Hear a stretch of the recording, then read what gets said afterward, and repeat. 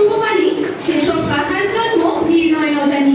মাননীয় মডারেটর কয়েকশো বছর আগে কবি আব্দুল হাকিম যা বলে গেছেন আজ যেন তাই সত্য হচ্ছে। যারা নিজের ভাষায় জ্ঞান অর্জন না করে পরভাষার মনে অন্ধ, তাদের শিকড় নিয়ে কবি যে প্রশ্ন তুলেছেন তা আজও প্রাসঙ্গিক। ধন্যবাদ মাননীয় মডারেটর, নির্বাচন প্রচারমন্ত্রী, প্রতিপক্ষ বন্ধু ও উপস্থিত সবাইকে আসসালামু আলাইকুম।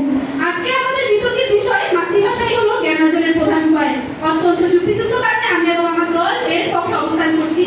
প্রথমেই বিপক্ষ দলের উত্তর দিয়ে দিচ্ছি। প্রতিপক্ষ দলের বন্ধু বলে গেলেন চিন্তা জ্ঞান অভিজ্ঞতার কথা। আপনি যখন চিন্তা করবেন, জ্ঞান অর্জন করবেন, আপনার মাথায় সর্বপ্রথম আপনার মাতৃভাষাটাই আসবে, অন্য ভাষা নয়।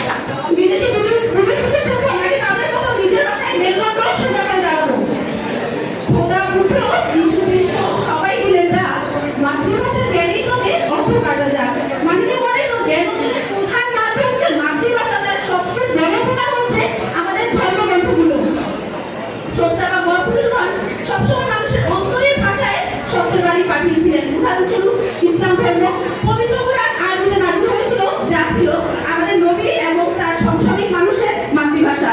হিন্দু ধর্ম শ্রীকৃষ্ণ অর্জুনের গীতায় জ্ঞান দিয়েছিলেন, তার তিনি তাদের সমসাময়িক ভাষায়। বৌদ্ধ ধর্ম